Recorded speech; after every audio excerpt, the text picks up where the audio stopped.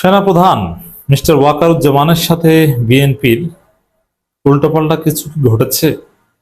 অবস্থা দৃষ্টিতে মনে হচ্ছে যে হ্যাঁ, সেনাপ্রধান মিস্টার ওয়াকারুজ্জামানের সাথে বিএনপির উল্টোপাল্টা বিরাট কিছু ঘটেছে। হিসাব নিকাশে মেলে না, বিএনপির প্ল্যান ব্যর্থ। দর্শক, নানান গুঞ্জন আছে, অনেক কিছু গুঞ্জন, বাট যেটা রিয়েলিটি আমরা সেই বিষয়ে আলোচনা করব। দর্শক, যে খবরের ভিত্তিতে আমরা এই আলোচনা করছি, খবর পুলিশের শৃঙ্খলা ফেরায় মাঠ থেকে সেনাবাহিনী প্রত্যাহার করা হচ্ছে। স্বরাষ্ট্রমন্ত্রী এই কথা বলছেন। এর মানে সেনা সদস্যদেরকে ব্যারাকে ফেরানো হচ্ছে। এখন এই যে সেনা সদস্যদেরকে ব্যারাকে ফেরাচ্ছে, বিএনপি বুকে পাথর চাপা দিয়ে সেনা সদস্যদেরকে ব্যারাকে ফেরাচ্ছে। এটা বিএনপি চায় না, এটা বিএনপির চিন্তা দর্শন। সুন্দরভাবে দেশ চালানোর বিএনপির যে প্ল্যান, সেই প্ল্যানের পরিপন্থী। বিএনপি এখানে চায় সেনাবাহিনী মাঠে থাকুক, কিন্তু ওয়াকার সেনাবাহিনীকে মাঠে রাখতে চাচ্ছেন না। এটি হচ্ছে point of discord, point of ইখতিলাফ। বিএনপি কেন চায়? কারণ বাস্তবিক পক্ষে পুলিশ যে ঘটনা ঘটিয়েছে জুলাই আগস্টে, তাতে সেই পুলিশই তো নতুন, তো পুলিশ মনে হয় 2000 পুলিশও নিয়োগ দেওয়া হয়নি নতুন ভাবে। যেই এসআই, যেই এএসপিরা গণহত্যা চালিয়েছে জুলাই আগস্টে, 100% সেই পুলিশ সদস্যরাই এখন দায়িত্বে আছে। সেই পুলিশের উপর জনগণের আস্থা কি আগের মতো এতে আসবে? নেভার। এবং যারা সরাসরি গুলি চালিয়েছেন, তারা কেউ আত্মসমর্পণ করে, কেউ ভুল স্বীকার করে, নানান ভাবে যারাই কাজে যোগ দিতে পেরেছেন সাহস করে, তারাই জিতে গেছেন। জাস্ট 2-1 জন, যেমন যাত্রাবাড়ি থানার ওসি, এরকম 2-4 জন ওসি, 2-4 জন পুলিশের ঊর্ধ্বতন কর্মকর্তা পালিয়েছেন বা ফেসে গেছেন। বাট 99% বা প্রায় সবাই 2-4 জন বাদে বহাল তবিয়ত। অতএব এই পুলিশেরই তো মনোবল থাকার কথা না। এই পুলিশ আসামি ধরতে গেলেও ভয় পায় যে কিনা কি করি, তারপরে কিনা আমার সেই জুলাই আগস্টের ঘটনা ওরা সামনে এনে বলে তুই তো জুলাই গণহত্যাকারী, আমাকে কিনে পিটায়। পুলিশের মধ্যে একটা আতঙ্ক বিরাজ করছে। একদম ব্যাপক সংস্কার, ট্রুথ কমিশন গঠন করা বা পুলিশকেও একটা রিকনসিলিয়েশনের মধ্য দিয়ে একদম জেনারেল অ্যামনেস্টি ডিক্লেয়ার করে তাদেরকে পূর্ণ আত্মবিশ্বাসী করে গড়ে তোলা, এরকম কিছুই করা হয়নি। অথবা বিপুল সংখ্যক নতুন সদস্য নিয়োগ দেয়া, অথবা একদম স্ক্রুটিনাইজ করা, যারা অপরাধী তাদের একদম বাদ, যারা আছে একদম ফ্রেশ, এরকম কিছুই করা হয়নি।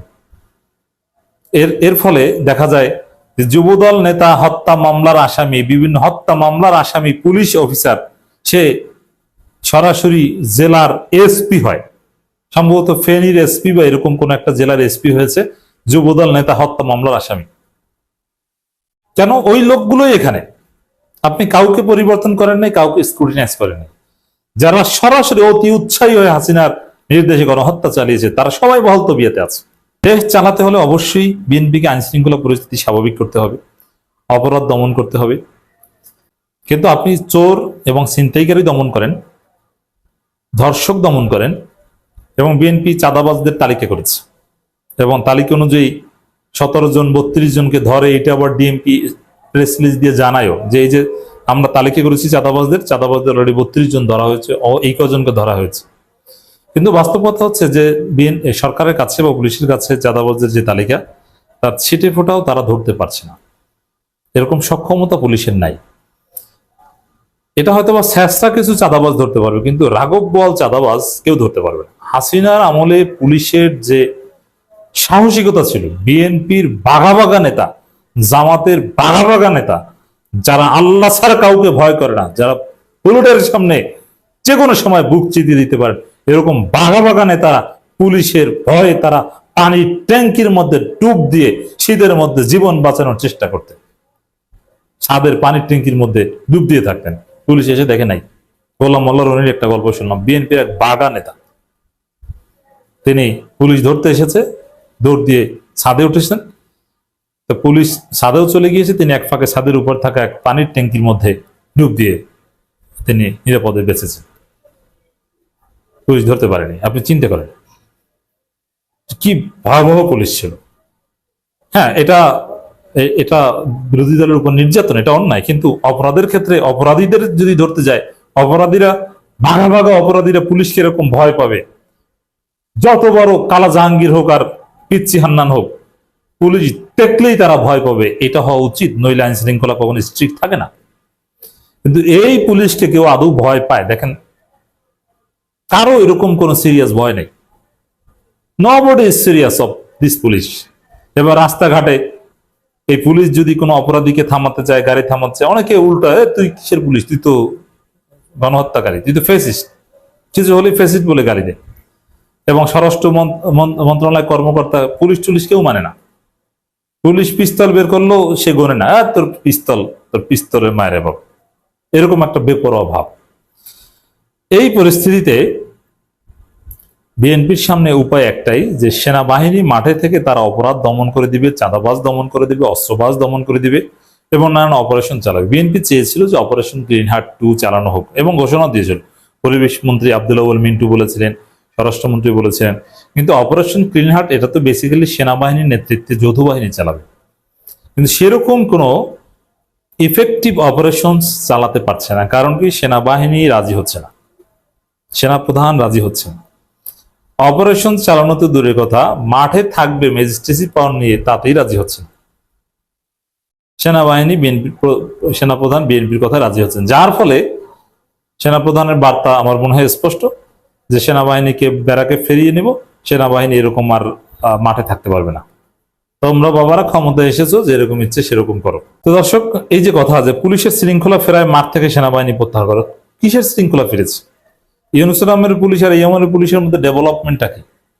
এবং আইন শৃঙ্খলা পরিস্থিতি ইউনূসের আমলে এর চাইতে অনেক ভালো ছিল, কোনো উন্নতি নাই। আপনি সেনাবাহিনীকে মাঠে, সেনাবাহিনী অবশ্য মাঠে থেকেও কোনো ভূমিকা পালন করে নাই। এই যে বিএনপির চাঁদাবাজ বা বিএনপির পদধারী যারা সন্ত্রাসী করে, তাদেরকে সেনাবাহিনী ছাড়া কে ধরবে বলেন তো? পুলিশের সে সাহস আছে? পুলিশ তো ওদেরকে চাটে। যার ফলে আমরা দেখতে পাচ্ছি যে আইন শৃঙ্খলা পরিস্থিতির ভয়াবহ অবনতি বাংলাদেশে, কোনো চারদিকে কোনো সুখবর নেই। এই মাঠে থেকেও ভূমিকা পালন করেনি, ইউনূসের আমলেও করেনি, মানে ইউনূসের কথা শুনে নেই, জাস্ট মেসেজ পাওয়ার নিয়ে মাঠে ছিল, 2 মাস পর পর মেয়াদ বাড়ানো হয়েছে, আসলে কিছুই করেনি। নাম্বার 1, দু একটা ক্রাইসিসে তারা একটু সামনে গেছে, কিন্তু আসলে তারা অপরাধীদের ধরতে গ্রামে গঞ্জে যে বিভিন্ন সেনা ক্যাম্প, অনেক জায়গায় শুনেছি যে সেখানে বসে তারা তাস খায় আর বিড়ি খায়, তাস খেলে আর বিড়ি খায়, এই অবস্থা। তো সেখানে ইউনূসের আমলেও ইউনূসের কথা সেনাবাহিনী শুনে নেই, অপরাধ দমনে কাজ করেনি, এবং তারেক রহমানের আমলে শুনছে না। এর মানে সেনাবাহিনীর সাথে আন্ডারস্ট্যান্ডিংটা বিএনপি সরকার ভালোভাবে হচ্ছে না, এবং অপারেশন গ্রিন হার্ট যেটা চালাতে চায় ওটা চালাতেও হয়তো সেনাপ্রধান রাজি হচ্ছে না। রাজি তো হচ্ছে না, বরং এখন তারা ঘরে ফিরে যেতে চায়, যে মাঠেই আমরা আর থাকতে পারবো না। এখন সেটা বৈধতা দিতে বাধ্য হচ্ছে সালাউদ্দিন আহমেদরা। সালাউদ্দিন আহমেদরা হবে না কেন? সেনাবাহিনীর সবচেয়ে বড় শত্রু খলিলুর রহমান বিএনপি সরকারের পররাষ্ট্রমন্ত্রী, সেনাবাহিনী কমফোর্ট জোনে নাই। তো দর্শক, এইসব ঘটনা চলছে। মানুষ কিন্তু এই জিনিসটাকে সহজভাবে নিতে পারছে না। তেলের দাম বাড়ছে, এটা হচ্ছে সেটা হচ্ছে, এগুলা নিয়ে এত বেশি খোঁজাখুঁজি, এত কোনো কিছু নাই। যখনই এই ধরনের কিছু হলো, সবার মনে হচ্ছে যে ভিতরে ভিতরে সবাই একটা কষ্ট পেয়ে গেল, সবার ভিতরে একটা কষ্ট পেয়ে গেছে যে আমরা কি এটার জন্যই আন্দোলনটা করছিলাম? তো শেখ হাসিনাই ভালো ছিল, শেখ হাসিনার পরে তার মেয়ে হবে, তারপরে তার নাতনি হবে, এরকমই তো হইতো। তো এটাকে ইয়াং জেনারেশনের যখন মানে আপনার ইন্টারনেট অ্যাক্সেসটা, আরো একটা কথা বলে যে শেখ হাসিনা এগুলো করতে 3 বছর সময় নিয়েছিল, এই সরকার 2 মাস হিসাব করে ফেলাইছে। 3 বছর না, আরো বেশি সময় লাগছিল। এখন ম্যাটারটা হচ্ছে যে এটা তো আমাদের খুব ট্রেন্ড, এবং সমাজের যেই উচ্চবিত্ত যেই সার্কেলটা আছে, সেটা যে কতটা উচ্চবিত্ত এবং কতটা তাদের জীবনযাত্রা থেকে শুরু করে তাদের চলাফেরা, তাদের লেভেলটা যে কত উপরে বা কতটা ডিফারেন্ট আমাদের থেকে, এটা ওখানে না গেলে কখনো বোঝা যাবে না। ওই পর্যন্ত ওখানে যে না গেছে, ওদেরকে যে না দেখছে ওইখানে, কেউ বুঝতে পারবে না যে তাদের ব্যাপারটাই ডিফারেন্ট, একেবারে ডিফারেন্ট। মানে আমি এই করি যে আমার ওখানে যাওয়ার সুযোগ হয়েছে বা চলার সুযোগ হয়েছে, বাট ওখানে যাওয়া মাত্র নিজের মধ্যে এমন একটা ইনফেরিয়র কমপ্লেক্সিটি আপনার তৈরি হবে যে তাদের সাথে ঠিক নিম্ন মধ্যবিত্ত পরিবারের থেকে উঠে আসা একটা মানুষ তাদের সাথে কখনো ম্যাচ করতে পারবে না, কখনো ম্যাচ করতে পারবে না তাদের সাথে।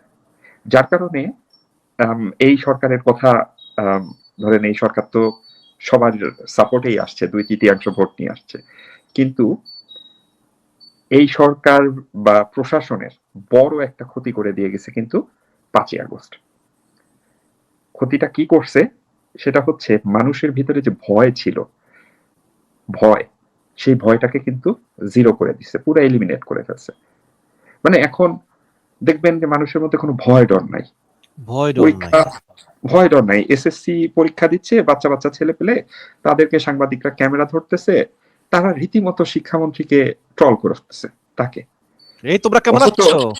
হ্যাঁ, তাকে রীতিমতো ট্রল করছে, তাদের মধ্যে একবার মনেও হচ্ছে না যে এটার জন্য আমার কোনো বিপদ হতে পারে। They don't care. এই জন্য আমি বলি জনাব গালিব হোক, এই যে গত হিউম্যান রাইটস তার প্রতিবেদনে বলছে যে গত কয়েকদিনে 6 জন গ্রেপ্তার করছে সরকারের সমালোচনা করার কারণে, একটু আগে আরেকজনকে করছে। কিছু হবে?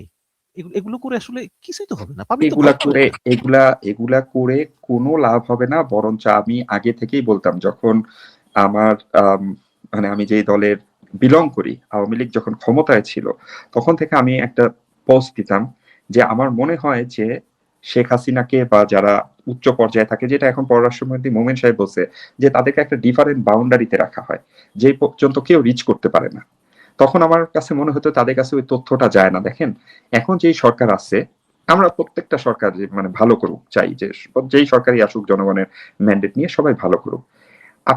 আপনার কাছে মনে হচ্ছে এগুলা খুব ছোট ছোট ব্যাপার, যে আজকে এখানে এটা হয়েছে, কালকে ওখানে পিটাপিটি হয়েছে, মারামারি হয়েছে, এগুলা খুব ছোট ছোট ব্যাপার না। আপনি যত বড়ই একটা কংক্রিট ওয়াল রাখেন, সেখানে আপনি একটা হাতুড়ি দিয়ে আঘাত করতে করতে করতে করতে করতে করতে আপনি একসময় এই কংক্রিট ওয়ালটাকে ভেঙে ফেলতে পারবেন। পারবেন। এবং এই সরকারের সবচেয়ে দুর্বলতা হচ্ছে ট্রল। যখন মানুষ বলে 1/11 করছে সেনাবাহিনী, আমি বলি 1/11 সেনাবাহিনী করে নাই, 1/11 করছে প্রথম আলো। 2001 থেকে 6 পর্যন্ত যখন আপনি শুধু প্রথম আলো খুঁজবেন, দেখবেন প্রত্যেক দিন তারেক ভুঁইয়াকে নিয়ে, খালেদা জিয়াকে নিয়ে, মোসাদ্দেক আলী ফালুকে নিয়ে, লুৎফুজ্জামান বাবরকে নিয়ে খালি ট্রল ট্রল ট্রল। আপনার কি মনে হয় জনাব গালিব মানে তখন তারা তাদের উদ্দেশ্য হাসিলের জন্য একটা বয়ান তৈরি করে, প্রতিদিন আপনি যে বলেন ট্রল ট্রল ট্রল, এবং যেহেতু তখন কোনো সোশ্যাল মিডিয়া ছিল না, তাদের এই ট্রোলটা খুবই সাকসেসফুল হতো, এবং তারপর একটা পরিস্থিতি তৈরি করার পরে তারপর সেনাবাহিনী ওদেরকে গ্রেপ্তার করলো, বা বেগম জিয়াকে গ্রেপ্তার করলো, এক্স্যাক্টলি, মানে তাদেরকে বিদেশ পাঠিয়ে আপনি দিল। একই জিনিস তাকে বলতে বলতে আপনি মানে ওই যে আমাদের ইলেকট্রিক খাম্বার, ইলেকট্রিক পোলের কথা, এই খাম্বা খাম্বা খাম্বা 10%, মানে আমি নিউজ এজেন্টের কাছে যাব, আমি পত্রিকাটা প্রথমে নিলেই দেখতেছি তার দুর্নীতির খবর, তার হাওয়া ভবন, দুর্নীতি, হাওয়া ভবন। হাওয়া ভবন এটা করছে এটা করছে এটা করছে। আমার ভিতরে ধীরে ধীরে ধীরে আমার মস্তিষ্কে এমন একটা বিশ্বাস ক্রিয়েট হয়ে যাবে, ওই যে যেটাকে বলে ন্যারেটিভ। তো এমন একটা ন্যারেটিভ ক্রিয়েট হয়ে যাবে যে এরা দেশের জন্য খুব ক্ষতিকর। মানে তখন ওই সরকারটা তার ক্রেডিবিলিটি হারাবে, এই সরকারকে আর বিশ্বাস করা যায় না, এদের দিয়ে কিছু হবে না, we need some other people. তো এখন যেটা হচ্ছে, এখন যে ধরনের ট্রল হচ্ছে বা যে ধরনের সিচুয়েশন গুলা হচ্ছে, এগুলা দীর্ঘ মেয়াদে এই সরকারের জন্য অনেক ক্ষতি হচ্ছে, অনেক ক্ষতি হচ্ছে। শেখ হাসিনাকে কিন্তু সবচেয়ে বড় ক্ষতি করছে, আমি বলি, পিনাকিদা। সেটা ওই যে কাঁঠাল রানী নামটা দিল না, কাঁঠাল রানী নামটা দিল। এটা দিচ্ছে ওই যে শেখ হাসিনা বলছিল কাঁঠালের বার্গার বানাবে, এর জন্য দিছিল। আরে ভাই এটা খুব লজিক্যাল, কাঁঠালের বার্গার, কাঁঠাল দেখবেন এখানে ক্যানে বিক্রি করে, এই যে ইন্ডিয়ান শপে গেলেও আপনি পাবেন এগুলো, মানে এটা অর্গানিক ফুড অথবা মানে প্ল্যান্ট বেসড ফুড। সে ভালো কথাই বলছিল, কিন্তু সেটাকে এমন ভাবে ট্রল হয়ে গেল। তারপরে যে কুমড়া, কুমড়া দিয়ে বেগুনি খাওয়া, এই ধরনের কথা বলে এমন ভাবে সে ট্রল হয়ে গেল যে সে রীতিমতো হাসির পাত্র হয়ে গেল মানুষের কাছে। মানুষ মানে ওই যে টিকটক করা শুরু করে দিল শেখ হাসিনাকে নিয়ে। তো এই ধরনের সিচুয়েশন যখন হয়, তখন মানুষ তার ভারিক্কিটা হারায়, তার পতনেও মানুষের ভিতর কোনো আঘাত করে না। মানে আপনি একটা ভারী জিনিস ফেললে যে ধরনের একটা ওয়েভ সৃষ্টি হবে, আপনাকে আজকে হালকা করে একটা টিস্যু পেপার বানিয়ে দিলাম, কোনো কিছু হলো না, মানুষ ফিল করলো না, মানুষের ভিতরে আঘাত করলো না যে ওরে বাবা এটা হয়ে গেছে। অথচ দেখেন 2006 পরে কিন্তু খালেদা জিয়াকে নিয়ে কোনো ট্রল হয় নাই। শেখ হাসিনা অনেক আজে বাজে কথা বলছে, কিন্তু ওগুলো ট্রল হয় নাই, বরঞ্চ সে আস্তে আস্তে আস্তে আস্তে তার একটা একটা সম্মানের জায়গাতে গেছে। তখন আপনি দেখেন তার বাড়ি থেকে যখন তাকে উচ্ছেদ করা হলো, যদিও বলা হয় এটা একটা প্রতিশোধ ছিল, তাকে যখন উচ্ছেদ করা হলো মানুষ কিন্তু খুব রিয়াক্ট করছিল এটাতে। আপনি ওই যে বলা হয় যে শেখ রেহানার বাড়ি ছিল ধানমন্ডিতে, এটা ভেঙে ধানমন্ডি থানা করা হয়েছে দেখে তার প্রতিশোধ হিসাবে সে ক্যান্টনমেন্টের বাড়িটা ভাঙছে, এটা বলা হয়। কিন্তু সেটা কিন্তু খুব আঘাত করছে, কারণ তার জায়গাটা ছিল খুব একটা সম্মানের জায়গায়, এবং তাকে যখন জেলে ঢুকানো হয়, জেল থেকে বের করা হয়, তখন কিন্তু মানুষ রিয়াক্ট করছে, মানুষ এটাকে স্বাভাবিকভাবে নেয় নাই। বাট শেখ হাসিনা যেখানে থাকতেন, গণভবন ভেঙে চুরা মানুষ হাঁস নিয়ে বের হয়ে যাচ্ছে, তার পরনের কাপড় লাঠিতে নিয়ে ঘুরাচ্ছে, মানুষ খুব হাসির ছলে, মানে হাসির ছলে নিচ্ছে। কেন? Because it's a joke. সে ওই পিনাকিদা বলেন, ইলিয়াস ভাই বলেন, অথবা আজকে যারা সবাই সংবাদ মাধ্যমে আছে, মানে কি বলে এটাকে, আমাদের কি বলে এটাকে, যারা বর্তমানে সবচেয়ে বেশি মিডিয়াতে মানে ন্যারেটিভ গুলাকে ক্রিয়েট করছে, তারা এমন ভাবে তাকে হাসির ঠাট্টার পাত্র বানায় ফেলছে যে মানুষ তাকে রিয়েক্ট করে নাই, কোনোভাবে রিয়েক্ট করে নাই। আগামী অথচ এখনো দেখেন যারা আওয়ামী বিরোধী, তারাও কিন্তু 15ই আগস্টে স্বাভাবিকভাবে নেয় না, কারণ বঙ্গবন্ধুকে মেরে ফেলা খুব স্বাভাবিক ঘটনা ছিল না, তখনও তার একটা ভারিক্কি ছিল, খুব স্বাভাবিক ঘটনা ছিল না, যার কারণে তারা কিন্তু এখনো বলে যে এতে আমরা দুঃখিত হইছি, ব্যথিত হইছি, কেউ কিন্তু এটা নিয়ে জোক করে না। যখন এটা জোকসে, এখন প্রচুর পরিমাণে জোকস হয় এটা নিয়ে, যখন এটা জোকসে হিসাবে দাঁড়ায় যাবে তখন দেখবেন এটা কোনো ব্যাপার না, ইটস ফাইন। তো আমার কাছে লাগে যে কোনোভাবেই কোনো সরকারকে এমন কোনো পরিস্থিতি ক্রিয়েট করতে দেওয়া উচিত না যেখানে আপনি হাসির পাত্র হয়ে যান, তাহলে আপনার ওয়েট লস হবে, আপনার পতনটা অনেক দ্রুত হবে।